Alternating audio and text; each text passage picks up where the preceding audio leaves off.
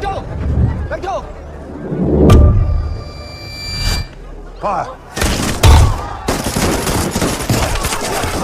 13 अप्रैल साल 1919 अमृतसर का जलियांवाला बाग मानवता को शर्मिंदा करती एक ऐसी घटना का गवाह बना जिसने हमेशा के लिए गोरे अंग्रेजों के चरित्र पर काला दाग लगा दिया। इसी दिन जनरल डायर ने हजारों मासूम निहत्थे हिंदुस्तानियों पर लगातार गोलियां चलवाई। यही नहीं, उन लोगों के भागने का तमाम रास्ते बंद कर दिए गए सिवाय मौत के।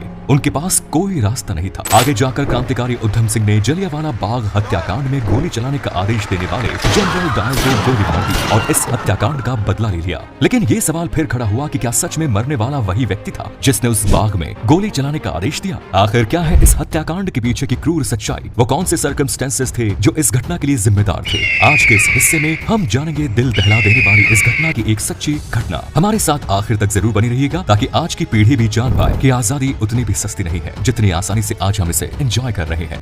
जलियांवाला बाग हत्याकांड की भूमिका उस समय बननी शुरू हुई जब अंग्रेजों ने रॉलेट एक्ट लगाया और देश भर में इसका विरोध शुरू हुआ। वो तारीख थी 10 अप्रैल। रॉलेट एक्ट का विरोध चल रहा था और अंग्रेजों ने इस एक्ट के विरोध करने के लिए सैफुद्दीन किचलू, डॉक्टर सत्यपाल को गिरफ्तार कर लिया गया। रॉलेट एक्ट को उस समय का काला कानून कहा गया था। इस कानून का विरोध महात्मा गांधी ने भी किया था और इसके पास होते ही पूरे देश में इसका जबरदस्त विरोध शुरू हो गया। रॉलेट एक्ट के इस कानून के मुताबिक अंग्रेज बिना किसी जांच पड़ताल और मुकदमे के जब चाहे किसी भी भारतीय को गिरफ्तार करके जेल में भेज सकते थे। रॉलेट एक्ट के विरोध में सैफुद्दीन किचलू और डॉक्टर सत्यपाल की गिरफ्तारी ने आग में घी का काम किया। जनता का आक्रोश अपने उफान पर था, लेकिन तूफान से पहले वाली शांति छा गई। लोगों ने एक बड़े विरोध प्रदर्शन करने के लिए 13 अप्रैल को सुबह जलियांवाला बाग में एक बड़ी सभा करने का निर्णय लिया। सारे के सारे लोग इकट्ठा होते, वहां पर रॉलेट एक्ट का विरोध होता और साथ ही इन दोनों की गिरफ्तारी के विरोध में स्वर मुखर हुए। जलियांवाला बाग में 13 अप्रैल को होने वाली इस रैली की खबर जनरल रेजिनाल्ड डायर को पता चल गई। 13 अप्रैल पंजाब में बैसाखी का दिन भी था। वैसे भी पंजाब में बैसाखी बड़ी ही धूमधाम से मनाई जाती थी। लोग एक तरफ बैसाखी का जश्न मना रहे थे, अपने लोगों से मिल रहे थे और दूसरी तरफ इस सभा की तैयारी चल रही थी। लेकिन जनरल डायर ने इस सभा के खिलाफ पहले से ही तैयारी कर ली थी। उसने 12 अप्रैल को ही अतिरिक्त सैनिक टुकड़ी बुलाकर अपनी तरफ से पूरी तैयारी कर ली। सुबह का वक्त था। लोग बैसाखी के त्योहार के चलते खुशियां मना रहे थे और अपनों से मेल मिलाप करने के बाद लगभग 25,000 लोग जलियांवाला बाग में आम सभा के लिए इकट्ठा हो गए। इधर जनरल डायर भी अपनी पूरी सैन्य टुकड़ी लेकर जलियांवाला बाग की तरफ चला गया। जलियांवाला बाग में भीतर जाने का एक ही रास्ता था। लोगों की शहर सभा हो चुकी थी और उन्हें मालूम भी नहीं था कि कब जनरल डायर अपनी पूरी की पूरी सैन्य टुकड़ी लेकर अंदर दाखिल हुआ और उसने जलियांवाला बाग के मुंह पर तोप रखकर उसने बंद कर दिया। इसके बाद अपने सैनिकों की पोजीशन लेने के बाद जनरल डायर ने सीधे लोगों पर फायर का आदेश दे दिया। बिना किसी चेतावनी के, बिना एक शब्द बोले जनरल डायर के आदेश का पालन करते हुए सैनिकों ने अपनी अपनी बंदूकों का मुंह खोल दिया और लगातार गोलियां लोगों पर बरसने लगी। जलियांवाला बाग में जनरल डायर 50 राइफल और इतनी ही खुखरी लेकर पहुंचा था। इसका मतलब है कि वो पहले से डिसाइड करके आया था कि उसे क्या करना है। जवानों ने इस दौरान लगभग 10 मिनट में 1600 राउंड फायर किए। लोगों को न संभलने का मौका मिला और न बचकर भागने का।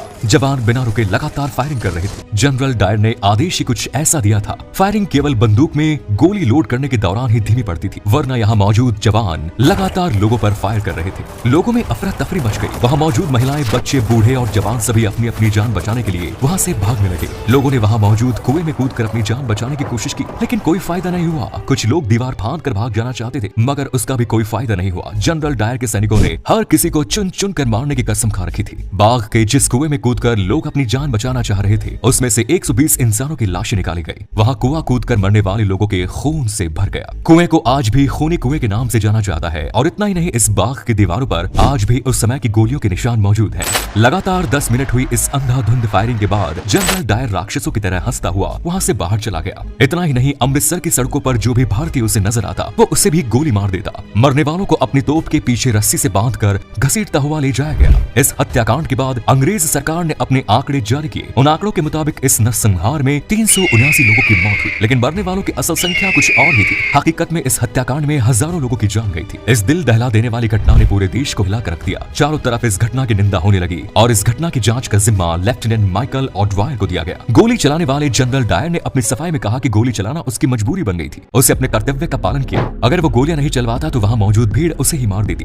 ये मार्शल लॉ का उल्लंघन होता। लेफ्टिनेंट माइकल ऑडवायर, जो कि इस मामले की जांच कर रहा था, वो जनरल डायर के इस जवाब से संतुष्ट हुआ। आगे चलकर इस मामले की जांच लाहौर के हंटर कमीशन के द्वारा की गई। फाइनली इस मामले में जनरल डायर को सही माना गया और ब्रिटिश अधिकारियों ने उसे प्रमोशन दिया। लेकिन इसके साथ ही फाइनल रिपोर्ट में ये भी कहा गया कि जनरल डायर अब कभी इंडिया नहीं आएंगे और उन्हें ब्रिटेन में रहकर ही सर्विस करनी होगी। इस हत्याकांड के दौरान सरदार उधम सिंह जलियांवाला बाग में ही मौजूद थे। ये उनकी खुशकिस्मती थी कि वो इतनी गोलियां चलने के बावजूद भी बच गए, लेकिन उन्होंने कसम खाई थी कि वो इस हत्याकांड का बदला जरूर लेंगे। लेकिन इस हत्याकांड के मुख्य आरोपी जनरल डायर की साल 1927 में एक बीमारी के चलते मौत हो गई थी। लेकिन इस मामले की जांच करने वाला लेफ्टिनेंट माइकल ऑडवायर अभी भी जिंदा था। इधर उधम सिंह प्रतिशोध की आग में चल रहे थे। वो एक गरीब परिवार से थे। उन्होंने गदर पार्टी ज्वाइन की। उनके सिर से माता पिता का साया तो पहले ही उठ गया था, लेकिन उनका लक्ष्य तो माइकल ऑडवायर था जो कि लंदन में था। जैसे ये जानकारी उन्हें मिली, वो लंदन जाने का जुगाड़ लगाने लगे। उन्होंने बढ़ई का काम करना शुरू किया और कुछ पैसे इकट्ठा करने लगे। पैसे इकट्ठा करके वो अमेरिका गए। अमेरिका के बाद वहाँ से लंदन पहुँच गए। लंदन में वो एक रेस्टोरेंट में काम करने लगे।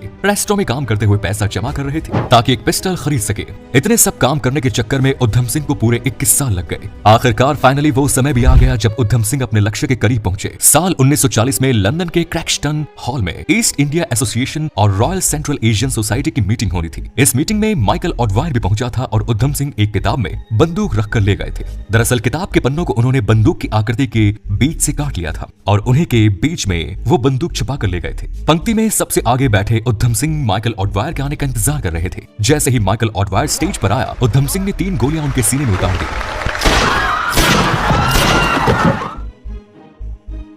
वो वहां से भागे नहीं बल्कि वहीं खड़े हो गए और उन्होंने कहा कि 21 साल बाद जलियांवाला बाग हत्याकांड का बदला ले लिया। उधम सिंह ने वहां अपनी गिरफ्तारी दे दी। इसके बाद 31 जुलाई 1940 को उन्हें फांसी दे दी गई। यहाँ ये बात ध्यान देने लायक है कि जलियांवाला बाग हत्याकांड से जो 2 अंग्रेज अफसर जुड़े हुए थे, उनके नाम काफी मिलते जुलते थे। उनमें से एक जो असली गुनहगार था वो पहले ही अपनी बीमारी के चलते मारा गया, जबकि जिसने गुनहगार को जांच के दौरान बचाया उसे अमर शहीद सरदार उधम सिंह ने मार दिया।